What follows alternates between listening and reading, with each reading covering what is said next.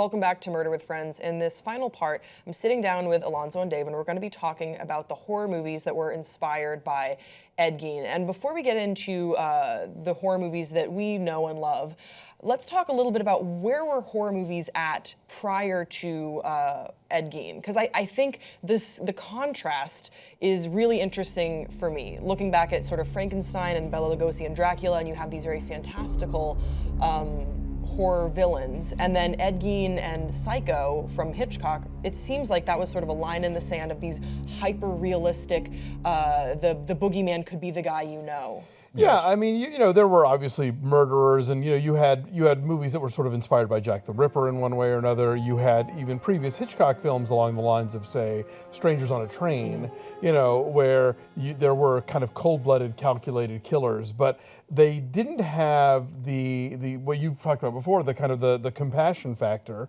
of sort of what drives this person and why he behaves the way he does.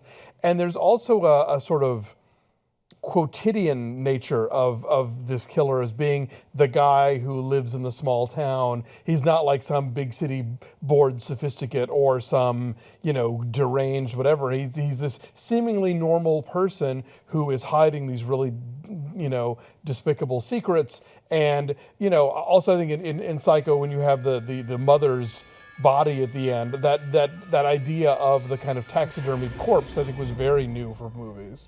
Yeah, and I think that Psycho was the first movie where we've seen a direct influence from Ed Gein, and probably my favorite to this date, because you see the connection between the mother and Norman Bates is just such an interesting villain, or I'm not really sure what the right terminology is. He's a villain and a victim. That's what's so fascinating. Yeah, that's why it's hard to qualify exactly where he fits, and that is his humanity is what I think sets him apart from previous horror movie villains that were, oh, he's murderous, and that is his main character trait. Whereas with Norman Bates, you got to know him far more than other sorts of villains. And also one of the things about Psycho that really made that film stand out and that people still talk about is that we are forced as an audience to empathize with him. When he puts Janet Leigh's car in the swamp, we are rooting for it to sink. And when it stops sinking at one point, we get nervous about it. And we think, oh no, he's gonna get caught. And then we realize, oh, wait a minute, who am I rooting for here, you know? On that note, let's go to a quick clip. This is one of my favorite scenes in Psycho. Let's take a look. They'll put him away now, as I should have, years ago. He was always bad. And in the end, he intended to tell them I killed those girls and that man. As if I could do anything except just sit and stare, like one of his stuffed birds. Oh, they know I can't even move a finger, and I won't. I'll just sit here and be quiet, just in case they do suspect me. They're probably watching me. Well, let them. Let them see what kind of a person I am. I'm not even gonna swat that fly.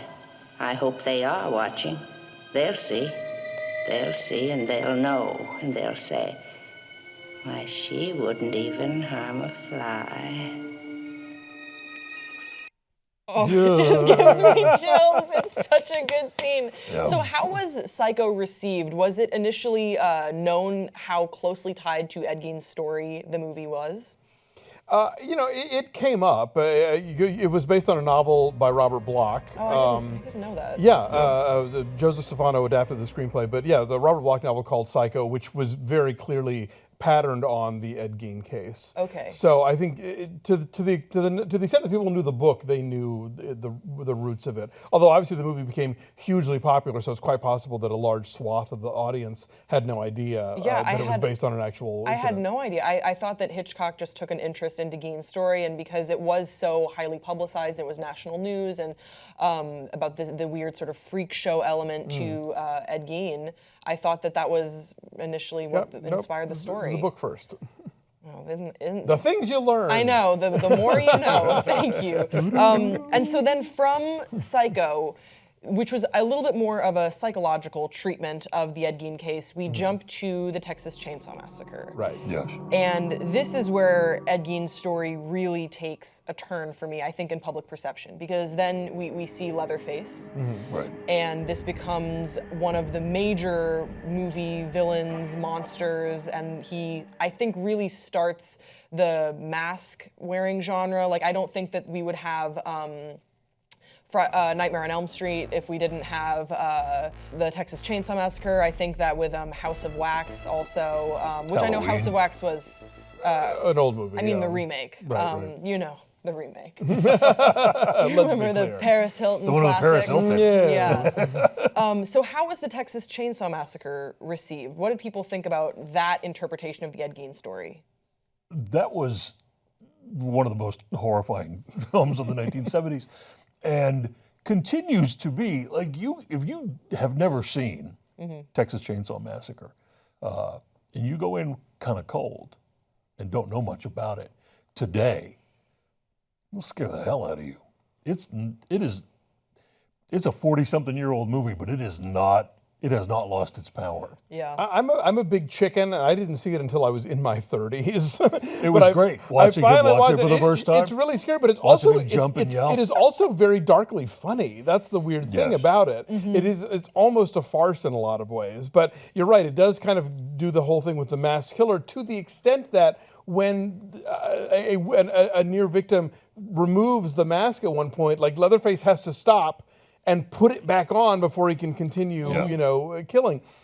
Somebody pointed out that it's one of the greatest titles ever because Texas, Chainsaw, and Massacre all frighten people in different ways, and together they just really, like pack a punch. And you don't automatically associate it with Gein. It is so much its own thing, and very much in the way that Psycho became its own thing, influenced by, obviously, historically linked to, yes, but so indelibly its own story. If anything, it colors the way we look at the real life incident. Yes. Yeah, I would absolutely agree with that. And what I think we see with Psycho, and then what we see with Silence of the Lambs, and then with the Texas Chainsaw Massacre, is filmmakers who picked a specific element of Gein's story that really fascinated them. So I would say with Hitchcock, it was the relationship to his mother. And that's something that he really wanted to explore. And then with the Texas Chainsaw Massacre, it was a little bit more, I would say maybe visceral. It was a little bit more of the body parts, and he, you hear about him sewing skin and tanning leather, tanning flesh, and that was what that filmmaker was really interested in exploring. Tobe Hooper gives you the bones and the skulls and the skins and all that stuff. Hitchcock plays it a lot more reserved and makes him a taxidermist of birds, and makes the birds this sort of visual presence of kind of death and preservation that's creepy, but it's not. I don't think audiences in that early in the 60s could have handled the level of literal guts and bones that we get from Tobe Hooper a decade later. And then another thing that the Texas Chainsaw Massacre franchise explores more than Psycho is the dynamics within the small town or within the family. Right. A lot of times we see in the Texas Chainsaw Massacre that Leatherface has a family that knows what he's doing, that supports him in some way. And I found a scene from the Texas Chainsaw Massacre 3, the things I watch for this show, that I want to toss to you right now that I think illustrates that pretty well. Yeah.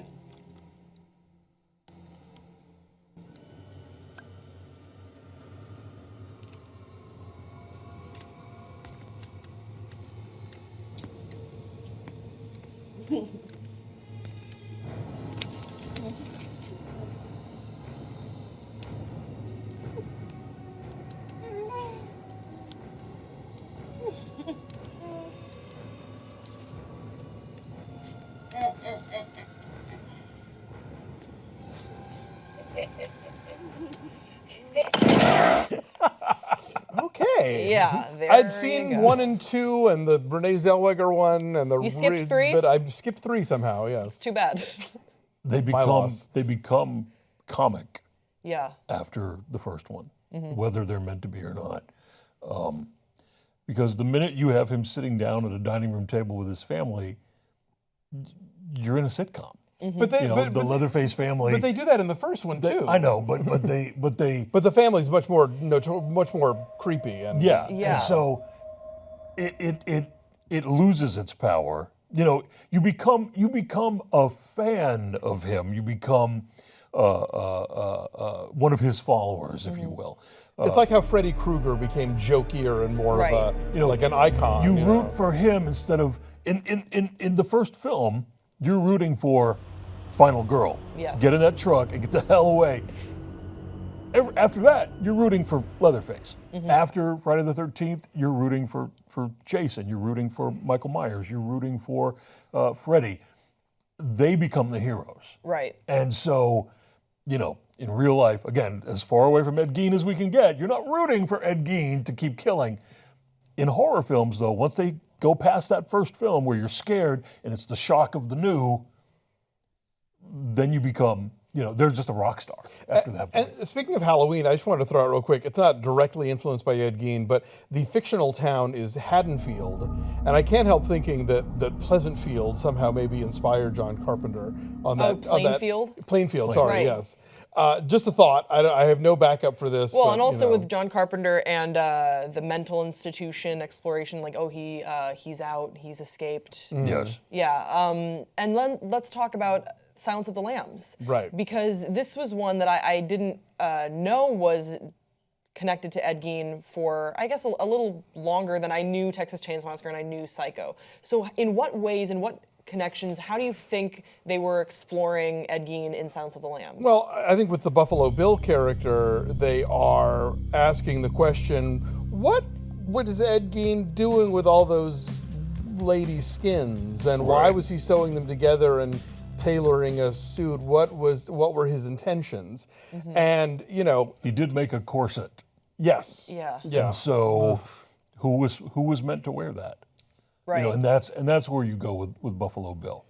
And Which is why Queer Nation protested that yeah, film. I mean it's a anyone remembers Queer Nation. it's a transphobic film in a lot of ways because it's this idea of someone who is having sort of gender identity issues deciding that the way to fix that is to like kill some women and put on their skins. It's like really, thanks for that, but that's at least I think the movie's intent is to try and explore that aspect of the Gein case and what he was going after. Yeah, and that's still one of those questions I don't think we'll ever have really a definitive answer to. Was he trying to look like his mother? Was he trying to have something in his house that resembled his mother? Because we know that he was digging up the graves of women who closely resembled his mother. Yes.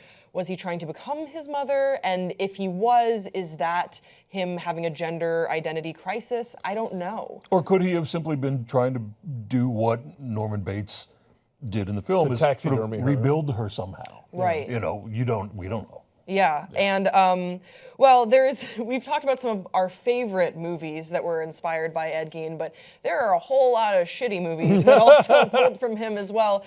And I've been really dying to show you this. I found a movie, it's called Ed Gein the Musical. Oh yeah. Let's take a look at Ed Gein the Musical. I don't bless my soul, something's wrong with me. I'm cooking like a man on a killing spree. My mom says I'm dating, weird like a thug. I'm in love, 'cause she's all cooked up. Wow, no thank you. Although he does kind of look like I wonder... I like his shirt. Yeah, he's got the It's a shirt nice shirt. down. He does look a little bit like him. It is hard to make a movie directly about a serial killer or a notorious murderer and have it be a good movie, I think. I think it's sort of a difficult... any movie is hard to make a good movie. It's very hard to make a good movie in general. Yes. I'm sure you guys are very well aware of yes. that. Oh, yes. But see, the movies that we're talking about are sort of Ed Gein adjacent. So Sure. Psycho, Silence of the Lambs, Texas Chainsaw Massacre, these are all movies that were inspired by Ed Gein, but the movie Ed Gein itself that I actually showed a clip of in, I Yes. believe, part one, for some reason, it's not as interesting, it's not as captivating, and I'm not sure No, it's not why. a very good film. Deranged, I think, has a bit of a cult. I've never seen it. That was the first Ed Gein movie that really kind of was a literal Ed Gein kind of story, although I think they might have changed his name in it. Yeah. And if you're confused about the movie Ed Gein, it was called In the Light of the Moon in other countries. Okay. Yeah. So if you don't, It was renamed Ed Gein in the States because I think it was put out by the same people who did Dahmer and Ted Bundy. Bundy, and there's like a few movies that were just like the name of the guy. So no matter which one you find, it's not great. Yes, under any name. Yeah. A movie that I think actually is an interesting use of Gein, but also ties into what we've been talking about, is the movie Hitchcock, which is based on our friend Stephen Rebello's book, Alfred Hitchcock and the Making of Psycho. And it sort of posits this idea of Gein appearing to Hitchcock, like in dreams, as sort of a kind of a Greek chorus, kind of a guidepost toward telling this story. And it sounds hokey when I describe it, but in the movie, I think it's actually quite effective.